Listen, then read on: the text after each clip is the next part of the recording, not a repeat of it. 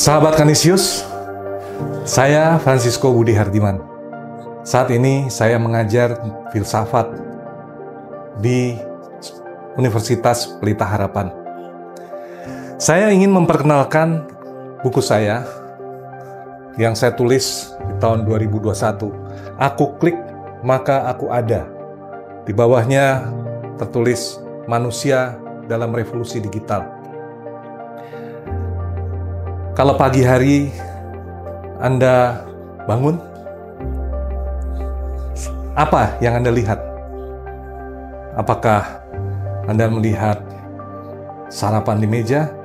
Melihat apakah kamar mandi sudah siap menerima Anda? Agaknya akhir-akhir ini orang melihat HP lebih dahulu, baik untuk alarm maupun juga melihat kontennya. Lalu Anda buka. Nah, apa yang sedang mengejala dewasa ini, yaitu gadget, itu membuat saya berpikir keras ya. Apakah gadget itu sekedar gadget? Gawai sekedar alat yang kita pakai. Seperti misalnya palu, misalnya seperti gergaji, ya, atau pulpen.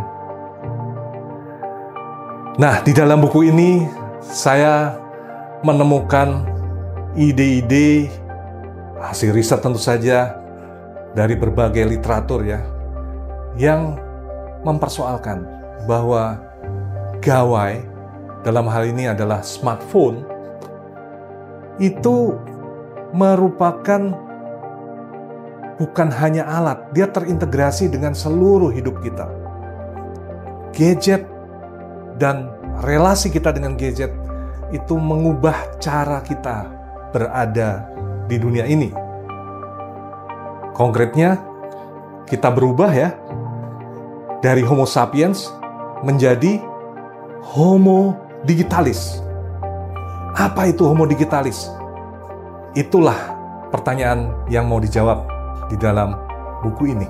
Sahabat Kanisius, masih ingat dengan Pilkada Jakarta? Terjadi polarisasi. Mereka yang membela Ahok dan mereka yang membela Anies. Tidak ada peristiwa yang begitu memecah belah ya masyarakat kita seperti Pilkada Jakarta tahun 2017 yang lalu. Itu adalah produk sedikit banyak ya dari pemakaian gadget. Konkretnya adalah media-media sosial, hoax berseliweran, disinformasi berseliweran, ya, propaganda, demagogi, itu semua dibalut dengan macam-macam konten digital yang membuat bahkan keluarga ya bisa terpecah. Orang yang semula tidak membenci orang lain berubah menjadi orang yang membenci orang lain. Seolah-olah ada kebebasan. Ya, mereka merasa ada kebebasan, tapi juga termasuk kebebasan untuk membenci orang lain. Ini adalah produk sedikit banyak dari revolusi digital. Tentu saja, revolusi digital itu menghasilkan banyak hal yang positif ya. Misalnya seperti kita hidup menjadi lebih mudah, e-shopping ya. Kita juga bisa mengirim barang dengan lebih cepat. Kita mengirim buku menjadi lebih cepat. Kita tidak kesepian karena banyak konten yang kita nikmati ya. Dan sekarang ada AI yang membuat kita bisa banyak tahu ini dan itu, dan kita bisa menghasilkan pekerjaan kita dengan lebih cepat karena ada sistem yang membantu kita dengan AI semacam itu. Nah, tapi jangan lupa wajah ganda dari teknologi digital ini harus kita kenali baik-baik. Nah, buku ini banyak membahas tentang wajah ganda dari revolusi digital ini. Saya bicara di sini mengenai fanatisme di dalam media-media sosial, bukan sekedar isu-isu di permukaan, melainkan juga kenapa ya manusia itu menjadi fanatik dan kenapa begitu mudah ditarik oleh demagogi lewat konten-konten digital itu. Ada apa? Apa bedanya demagogi lewat konten digital dengan demagogi atau pidato-pidato yang ada di ruangan besar ya, di auditorium? Saya juga menulis di sini mengenai hukum, bagaimana peran hukum di dalam revolusi digital, khususnya untuk membatasi apa yang disebut politik pasca kebenaran. Bahkan saya mempersoalkan apakah kebenaran itu masih penting di dalam masyarakat digital dewasa ini. Salah satu hal yang juga dibahas dalam buku ini adalah soal keindahan. Coba dewasa ini kalau kita lihat ya, saya mempunyai teman-teman yang seniman. Dia melukis, membuat poster. Kalau dulu harus memboyong posternya ke ruang pameran. Dewasa ini hanya kirim dengan klik, satu klik PDF, pamerannya bisa diselenggarakan di 5 negara sekaligus. Tentu saja dalam bentuk kopi PDF ya. Nah, bukankah itu mempermudah? Tapi ada pertanyaan penting di sini. Apakah keindahan? Kalau keindahan itu direproduksi secara digital. Bahan, kontur, tekstur, dan sebagainya tidak bisa disentuh lagi. Apalagi kalau itu menyangkut musik dan seterusnya. Jadi, ada pertanyaan-pertanyaan yang sangat mendasar sehubungan dengan keindahan yang juga dipersoalkan. Maka ini menyangkut seni. Dipersoalkan juga dalam buku ini mengenai apakah kita ini masih manusia. Kalau kita itu ya hampir 20 jam sehari bergaul dengan dunia maya, ya. Apakah kita masih real sebagai manusia?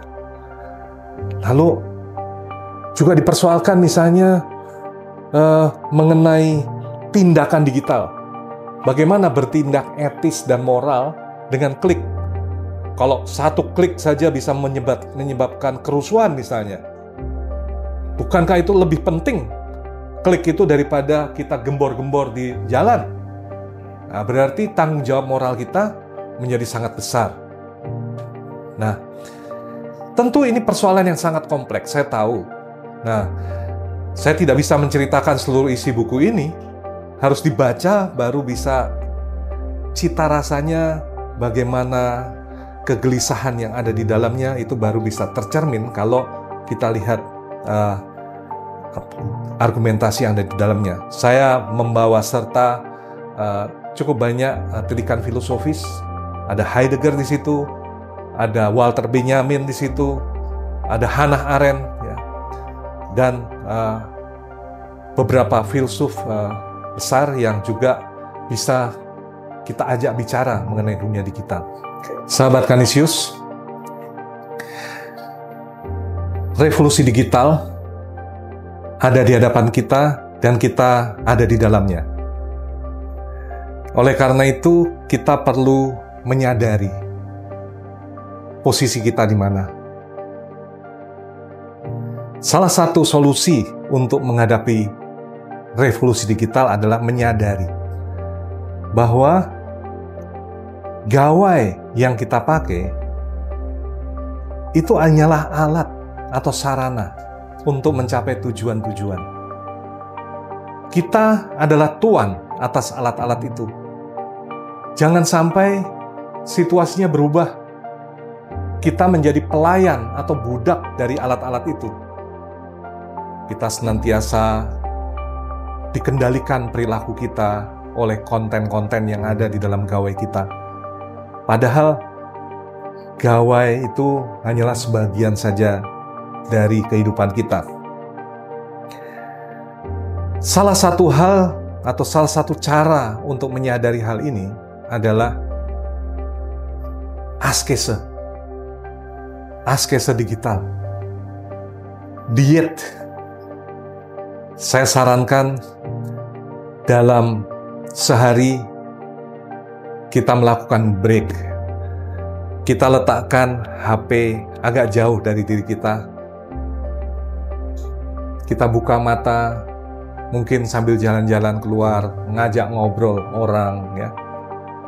Jangan sepanjang hari kita menghadapi HP dan terlalu terhisap di dalam konten-konten yang ada di dalamnya. Terlalu imersif yang ada di dalamnya. Nah, di dalam buku ini banyak hal yang saya sampaikan yang tidak bisa sekarang saya tuangkan di sini, tapi Anda bisa membaca pelan-pelan. Buku ini memang saya tujukan bukan hanya kepada mereka yang membaca buku-buku filsafat ya, melainkan kepada masyarakat umum. Karena topiknya betul-betul topik yang menjadi keseharian kita.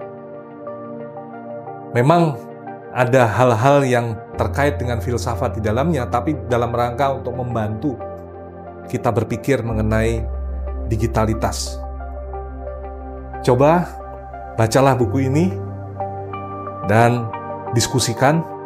Barangkali dari sana Anda memperoleh tilikan-tilikan yang berguna juga untuk hidup Anda.